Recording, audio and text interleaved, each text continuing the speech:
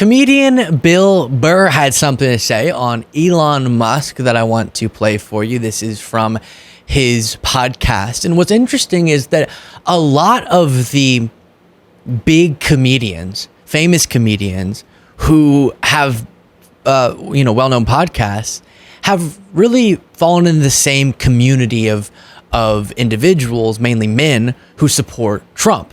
And they have contributed to an atmosphere where culturally, separate from the importance of the policy and the structural stuff, just culturally, a lot of men then, because of these men influencers, end up thinking without a ton of political experience that they're a MAGA person because of the podcast they listen to. So it's good to see a comedian who has a well-known and popular podcast being critical of the current folks in power, and that is Bill Burr.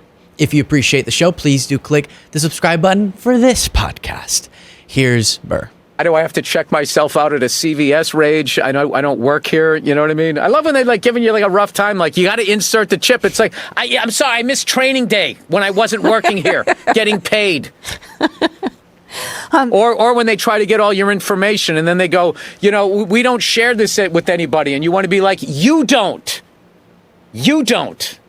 This is my thing with politicians. The fact that the lack of privacy for the average American citizen, especially women, with the amount of women out there that have psycho ex-boyfriends, the fact that all of these stupid corporations are just allowed to do the things that they're able to do is beyond me. And where my comedy act is right now is I'm trying to get regular people to stop yelling at each other and realize that it's a select few group of nerds, okay, eating raw almonds and doing their stupid workouts and everything and just competing with each other to have the biggest infinity pool, and the rest of us are getting pushed down.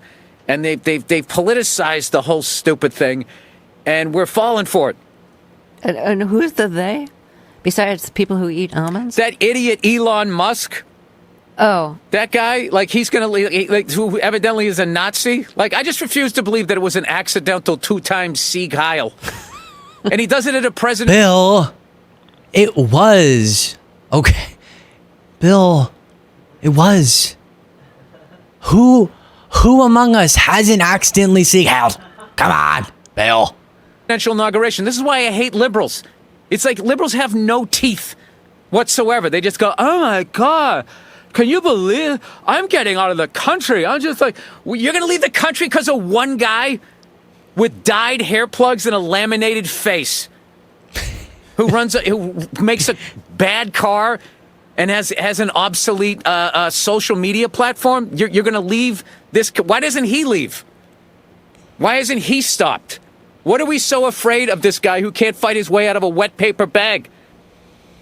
You can take him on. Why do liberals just sit back and not, they have nothing? What are you doing? This. Okay. This.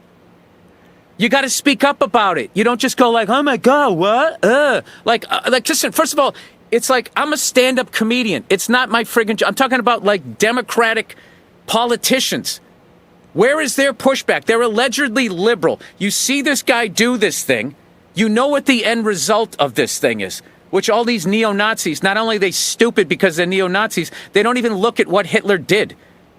He ruined their country. And this idiot is going to try to lead us down that road and then play it off and act like he didn't do what he just did. And you can get canceled as a comedian for doing a friggin' Caitlyn Jenner joke, but this ass can Sieg Heil and nothing. Where are all the liberals? Where are all of these white chicks at the award shows? Okay, so I think a lot of that has to do a lot of interesting things there. I appreciate his rage towards Elon.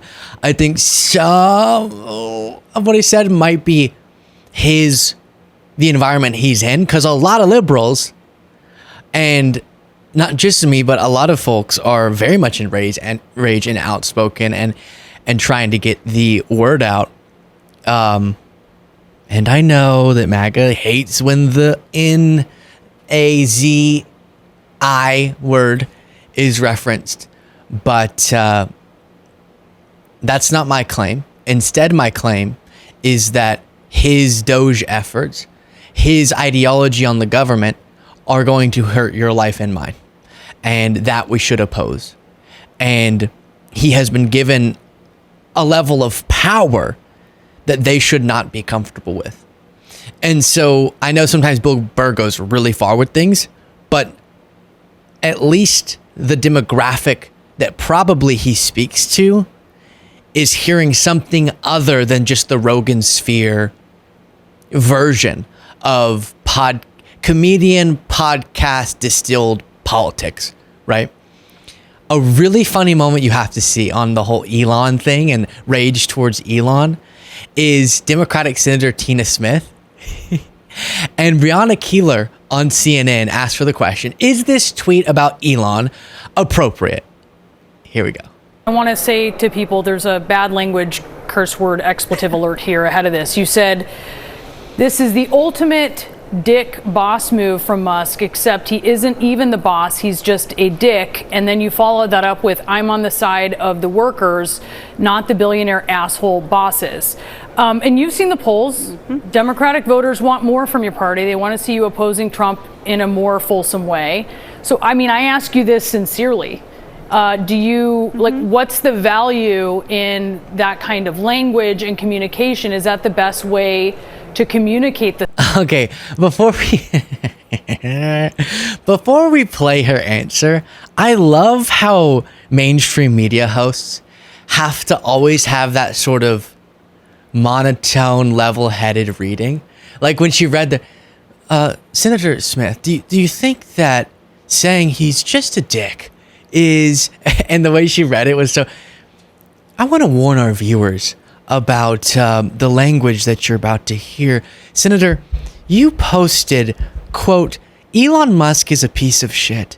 Nay, he's what would happen if a poo emoji met another poo emoji at a bar, made dirty love late into the night, 9 months later had a poo baby out of wedlock, and then that kid pooped.